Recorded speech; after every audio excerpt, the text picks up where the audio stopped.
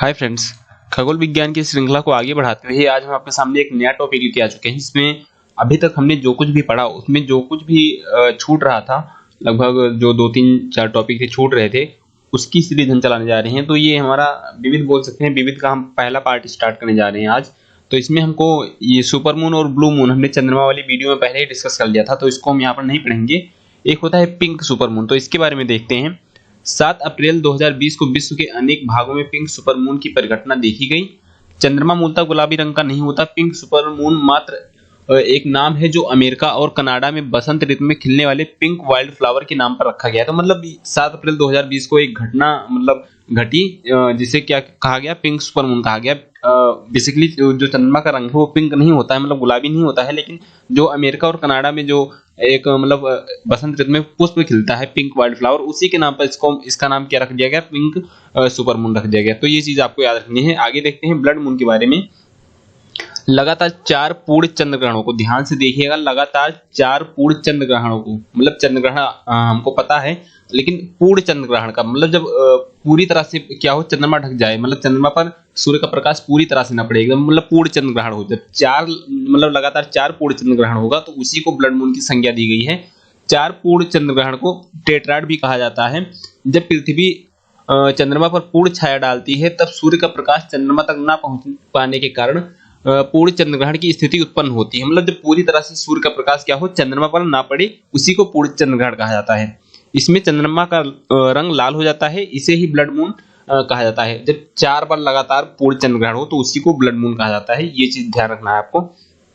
पूर्ण चंद्र ग्रहण दुर्लभ परिघटना है। सामान्यतः 3 चंद्र ग्रहणों में एक पूर्ण चंद्र ग्रहण की घटना होती है, मतलब 3 में से एक पूर्ण चंद्र ग्रहण की घटना होती है वैसे सामान्यतः, लेकिन जब 4 पूर्ण चंद्र ग्रहण की घटना हो तो इसी को ब्लड मून कहा जाता है। किसी स्थान पर एक दशक में 4 से 5 ग्रहण की खगोलीय परिघटनाएं घटित होती हैं। अब आगे देखते हैं super blue blood moon. Super blue blood moon इसको देखते हैं। 31 जनवरी 2018 को एशिया में सुपर मून, ब्लू मून और ब्लड मून, मतलब ये तीनों परिघटनाएं एक साथ देखी गई, इसीलिए इसे सुपर ब्लू ब्लड मून कहा गया। तो आगे देखते हैं हम कुछ चंद्र मिशन के बारे में। बेसिकली अपने जो इंडिया में है, मतलब 2 चंद्र मिशन किए गए, चंद्रयान 1 और चंद्रयान 2, तो उसी को देखेंगे। बाकी आगे जो मिशन है, कुछ मिशन जो छूटेंगे उसको हम आगे वाले पार्ट में कवर करेंगे। तो इसमें हम देखते हैं बेसिकली चंद्रयान 1 को।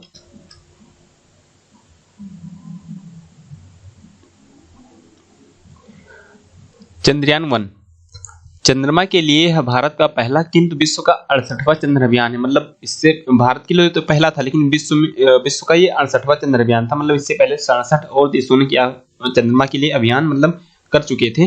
तो इसलिए ये मतलब भारत के लिए तो पहला था, लेकिन विश्व के लिए 68वां चंद्र अभियान था। भारत ने 22 अक्टूबर 2008 को आंध्र प्रदेश के श्रीहरिकोटा स्थित सतीश धवन अंतरिक्ष केंद्र से ध्रुवीय उपग्रह प्रक्षेपण यान PSLV, आगे मैं इसकी फुल फॉर्म बताऊंगा आपको, PSLV C11X से अपने पहले चंद्र अभियान चंद्रयान 1 को रवाना किया। तो आपको ये मतलब याद रखना है, 22 अक्टूबर 2008 को रवाना किया। कहां से रवाना किया? श्रीहरिकोटा स्थित सतीश धवन अंतरिक्ष केंद्र से। और यान कौन सा इस्तेमाल किया गया था? PSLV C11X। ये चीज आपको याद रखनी है। आगे देखते हैं। इस प्रकार अमेरिका, यूरोप, रूस व जापान व चीन के बाद भारत चंद्रमा की कक्षा में पहुंचने वाला 6ठा देश बन गया। मतलब इन देशों के बाद में, मतलब अमेरिका, यूरोप, रूस, जापान और चीन के बाद भारत 6ठे नंबर पर मतलब पहुंच गया चंद्रमा की कक्षा में, मतलब पहुंचने वाला 6ठा देश बन गया ये। आगे देखते हैं।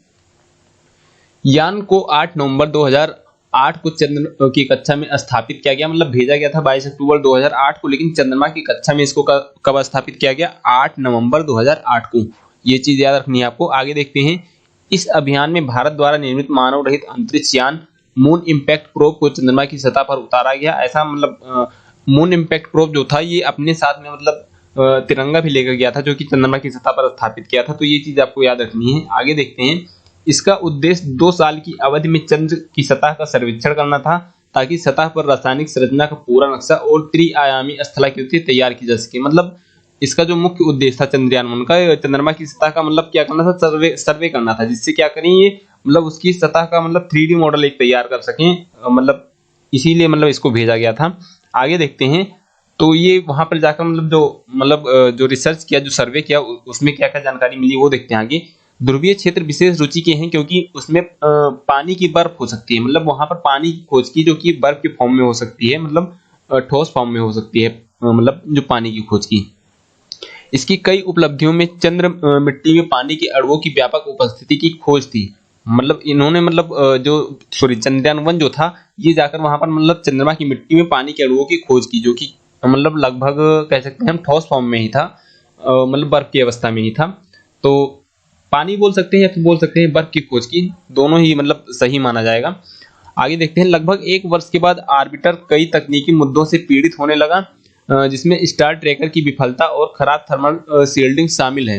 मतलब इस वजह से क्या हुआ, मतलब ये जो चंद्रयान था ये फेल होने लगा, मतलब फेल हो गया।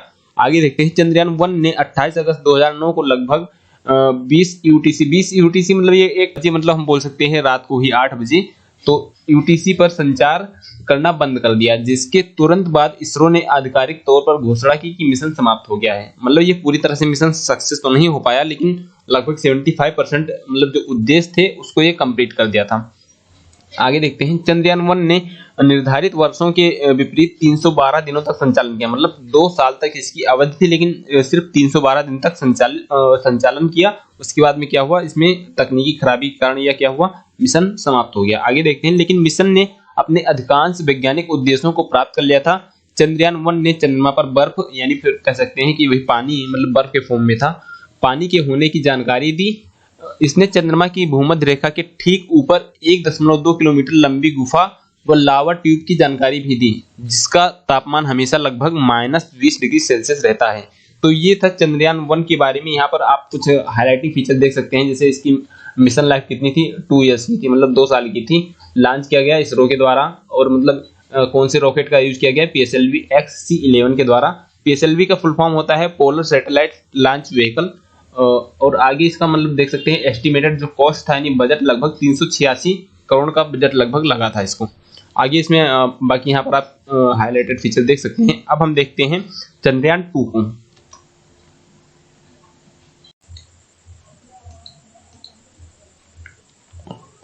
चंद्रयान 2 22 जुलाई 2019 को आंध्र प्रदेश के श्रीहरिकोटा स्थित सतीश धवन अंतरिक्ष केंद्र से इसरो ने चंद्रयान 2 का प्रक्षेपण GSLV Mark 3 M1 रॉकेट से किया। तो मतलब ये चीज आपको ध्यान रखना है, 22 जुलाई 2019 को कहां से, मतलब आंध्र प्रदेश के श्रीहरिकोटा स्थित सतीश धवन अंतरिक्ष केंद्र से, किसके द्वारा, इसरो के द्वारा चंद्रयान 2 का प्रक्षेपण किस मतलब रॉकेट के द्वारा किया गया, GSLV Mark 3 M1 रॉकेट से किया गया। तो ये चीजें आपको याद रखनी है, मैंने हाईलाइट कर दी हैं।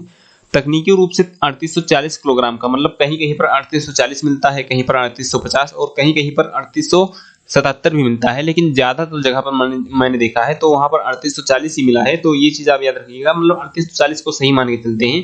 तो तकनीकी रूप से 3840 किलोग्राम का चंद्रयान 2 3 भागों में विभाजित हुआ है, मतलब 3 भागों में बटा हुआ है यह, जिसमें ऑर्बिटर, लैंडर विक्रम, मतलब इसके लैंडर का नाम विक्रम था, जो मतलब लैंड करता है चंद्रमा की सतह पर, लैंडर विक्रम और रोवर प्रज्ञान शामिल हैं। यह यान 23 दिन पृथ्वी की परिक्रमा करने के बाद 20 अगस्त 2019 को चंद्रमा की कक्षा में प्रवेश कर गया। 7 सितंबर 2019 को अगले चरण में चांद के दक्षिणी ध्रुव पर पूर्व निर्धारित योजना के अनुरूप उतरने, यानी सॉफ्ट लैंडिंग मतलब जैसे योजना बनाई गई है उतरने की, उसी योजना के हिसाब से मतलब लैंडिंग हो जाए, इसी को सॉफ्ट लैंडिंग बोलते हैं। मतलब कोई इसमें दिक्कत ना हो, तो सॉफ्ट लैंडिंग के दौरान निर्धारित गंतव्य से 2.1 किलोमीटर यानी कि 1.3 मील पहले इसरो का संपर्क, मतलब इसरो का लैंडर से संपर्क टूट गया। हालांकि इसरो के अनुसार चंद्रयान 2 ऑर्बिटर के रूप में 1 वर्ष तक चंद्रमा की परिक्रमा करता रहेगा। ऑर्बिटर का मुख्य कार्य चंद्रमा का मानचित्रण करना, मानचित्रण अलग लिखा है, इसको एक में ही समझना, मानचित्रण करना, सौर विकिरण की तीव्रता का परीक्षण करना और मैग्नीशियम, एल्यूमिनियम, सिलिकॉन एवं कैल्शियम आदि प्रमुख तत्वों की उपस्थिति की जांच करना है। मतलब इसका जो मुख्य काम, मतलब जो ऑर्बिटर का है वो यही सारी चीजें इसके मतलब मुख्य कार्य है इसका, ऑर्बिटर का। आगे देखते हैं, यह चंद्रमा के ध्रुवीय क्षेत्रों में पानी बर्फ का मात्रात्मक अनुमान लगाने का प्रयास करेगा। मतलब जो ये ऑर्बिटर है, यह चंद्रमा के ध्रुवीय क्षेत्रों पर, मतलब जैसे चंद्रयान 1 हमारा था, मतलब बर्फ के रूप में मतलब पानी की खोज की थी, तो वो भी मतलब सफल नहीं हो पाया था, तो उसके लिए ही मतलब चंद्रयान 2 को भेजा गया। तो चंद्रयान 1 के मतलब कह सकते हैं चंद्रयान जो 2 है, ये चंद्रयान 1 के मिशन का ही अगला चरण है। तो ये चीजें आप यहाँ पर देख सकते हैं, इसके कुछ हाईलाइटिंग फीचर यहाँ पर देख सकते हैं। मतलब first Indian space mission to conduct ये soft landing on the moon south polar region, मतलब दक्षिणी ध्रुव पर उतरने वाला, या मतलब चंद्रमा का पहला मिशन था, मतलब पहला स्पेस मिशन था, सॉरी चंद्रमा नहीं, पहला स्पेस मिशन था, मतलब दक्षिणी ध्रुव पर, चंद्रमा के दक्षिणी ध्रुव पर उतरने वाला यह पहला स्पेस मिशन था, सॉफ्ट लैंडिंग कराने वाला। दूसरा यहाँ पर देख सकते हैं first Indian mission to explore the lunar terrain with home grown technology, मतलब कह सकते हैं घरेलू तकनीक, मतलब जो होम ग्रोन टेक्नोलॉजी, मतलब जो अपने यहीं पर, मतलब जिस टेक्नोलॉजी का विकास हुआ है अपने ही देश में, उस टेक्नोलॉजी के माध्यम से, मतलब कह सकते हैं यह इंडिया का मतलब पहला मिशन था जो कि चंद्रमा का मतलब अध्ययन करने वाला था। आगे यहाँ पर देखते हैं fourth country ever to soft land on the lunar surface, मतलब चौथा देश बन गया था, मतलब चंद्रमा की सतह पर सॉफ्ट लैंडिंग करने वाला चौथा देश, मतलब भारत अपना बन गया था। और यहाँ पर कुछ हाईलाइटिंग फीचर और भी दिए गए हैं जो कि यहाँ पर देख सकते हैं। मिशन टाइमलाइन, मतलब ये मिशन कब अप्रूव हुआ था, 18 सितंबर 2008 को, और यहाँ पर 22 जुलाई 2019 को इसको लॉन्च किया गया, और 6 सितंबर 2019 को मतलब लैंडिंग होनी थी, लेकिन 7 सितंबर को मतलब क्या हुआ, जो हमारा निर्धारित गंतव्य से मतलब 2.1 किलोमीटर पहले ही लैंडर का संपर्क टूट गया, मतलब इसरो से। तो ये सारी चीजें हुई, और बाकी यहाँ पर आप हाईलाइटेड फीचर खुद से भी देख सकते हैं। अब चलिए आगे देखते हैं चंद्रयान से जुड़े कुछ महत्वपूर्ण तथ्य। तो मतलब चंद्रमा और चंद्रयान से जुड़े कुछ महत्वपूर्ण तथ्य हैं, उनको देखते हैं। तो चलिए देखते हैं मिशन चंद्रयान 2 कब लॉन्च किया गया। तो ये लॉन्च किया गया था 22 जुलाई 2019 को, जो कि पहले लॉन्च होने वाला था 15 जुलाई 2019 को, लेकिन किसी तकनीकी खराबी के कारण क्या हुआ, इसे एक हफ्ता डिले कर दिया गया, तो यानी कि इसको 22 जुलाई 2019 को लॉन्च किया गया। अगला क्वेश्चन है, अगला देखते हैं मिशन चंद्रयान 2 का उद्देश्य। तो इसका उद्देश्य क्या गया था, चंद्रमा के ऊपरी सतह की जांच करना, चट्टानों में खनिज पदार्थों की जांच करना और जल की उपस्थिति का पता लगाना। अगला देखते हैं चंद्रयान 1 को, यहाँ पर ध्यान दीजिएगा चंद्रयान 1 की बात कर रहे हैं। चंद्रयान 1 को किस रॉकेट की मदद से लॉन्च किया गया। तो पहले ही पढ़ चुके हैं आप लोग कि PSLV C11X इसके द्वारा लॉन्च किया गया था। PSLV का फुल फॉर्म होता है पोलर सैटेलाइट लॉन्च व्हीकल। अगला देखते हैं चंद्रयान 2 को किस रॉकेट की मदद से लॉन्च किया गया। ऊपर था चंद्रयान 1 को किस रॉकेट की सहायता से लॉन्च किया गया था, और ये है चंद्रयान 2 को। तो ये भी आप यहाँ पर देख सकते हैं GSLV Mark 3 M1, यानी MK3, इसको Mark 3 M1। GSLV का फुल फॉर्म होता है जियो सिंक्रोनस सैटेलाइट लॉन्च व्हीकल। अगला देखते हैं चंद्रयान 2 की सतह पर अपना सफलतापूर्वक चंद्रयान मिशन करने वाला भारत कौन सा देश बन जाएगा। तो ये चौथा देश बन जाएगा, मैंने आपको भी बताया था थोड़ी देर पहले। अगला देखते हैं चंद्रमा के दक्षिणी ध्रुव पर भारत अपना रोवर उतारने वाला कौन सा देश बन जाएगा। तो ये पहला देश बन जाएगा, ये भी मैंने अभी आपको बताया था। आगे देखते हैं चंद्रयान 2 का कुल बजट कितना, मतलब कुल बजट इसका कितना था, 978 करोड़ रुपए। अब यहीं पर आप लोग वीडियो को पीछे मत करिएगा, पीछे करके मत देखिएगा, और आपको कमेंट में बताना है कि चंद्रयान 1 का कुल बजट कितना था, मतलब उसका टोटल एस्टिमेटेड बजट कितना था, ये आपको कमेंट में बताना है। वीडियो पीछे किए बिना आप यहीं पर कमेंट करके बताइए, क्योंकि मैंने भी आपको थोड़ी देर पहले बताया था, तो देखते हैं आपको मतलब कितना याद रहता है, तो कमेंट करके बताइए। आगे देखते हैं मिशन चंद्रयान 2 के लिए मिशन डायरेक्टर कौन था। तो ये थी मतलब रितु कारिधल। अगला देखते हैं रॉकेट वोमेन ऑफ इंडिया किसको कहा जाता है। तो ये भी रितु कारिधल। अगला देखते हैं रॉकेट मैन ऑफ इंडिया, तो ये के सिवान को बोला जाता है। अब चलिए अगला देखते हैं चंद्रयान 1 के लॉन्च के समय इसरो के अध्यक्ष कौन थे। तो ये थे हमारे जी माधवन नायर। आगे देखते हैं चंद्रयान 2 के लॉन्च के समय इसरो के अध्यक्ष कौन थे। तो ये के सिवान थे, ये आपको पता होगा क्योंकि ये अभी हाल फिलहाल में हुई घटना है, तो ये आपको पता होगा। अगला देखते हैं इसरो का फुल फॉर्म यहाँ पर देख सकते हैं इंडियन स्पेस रिसर्च ऑर्गेनाइजेशन। तो मतलब इसरो के वर्तमान अध्यक्ष कौन है, मतलब अभी इस टाइम 2022 में वर्तमान अध्यक्ष के कौन है। तो ये है डॉक्टर एस सोमनाथ। आगे देखते हैं इसरो की स्थापना कब हुई। तो इसरो की स्थापना हुई 1969 में। अगला क्वेश्चन देखते हैं यदि चंद्रमा पर बम विस्फोट हो तो उसकी आवाज पृथ्वी पर कितने समय बाद सुनाई देगी। तो इसका आंसर है कि नहीं सुनाई देगी, मतलब चंद्रमा पर अगर कोई विस्फोट होता है तो उसकी आवाज पृथ्वी पर नहीं सुनाई देगी। अगला देखते हैं यदि चंद्रमा से कोई पिंड पृथ्वी पर लाया जाए तो क्या होगा। तो मतलब क्या होगा, वो उस पिंड का द्रव्यमान अपरिवर्तित रहेगा, मतलब उसके द्रव्यमान पर मतलब कोई प्रभाव नहीं पड़ेगा, उसका द्रव्यमान अपरिवर्तित रहेगा। अगला देखते हैं सी ऑफ ट्रंक्वालिटी कहाँ पर है। तो ये चंद्रमा पर है, ये मैंने आपको पहले भी बताया है सी ऑफ ट्रंक्वालिटी के बारे में। अगला देखते हैं चंद्रमा और पृथ्वी के बीच औसत दूरी। तो ये 3,84,000 किलोमीटर मानी जाती है, लेकिन एग्जैक्ट दूरी है 3,84,365 किलोमीटर। तो दोनों याद रखिएगा। अगर ऑप्शन में 3,84,000 देता है तो ये टिक करिएगा, अगर 3,84,365 देता है तो ये टिक करिएगा।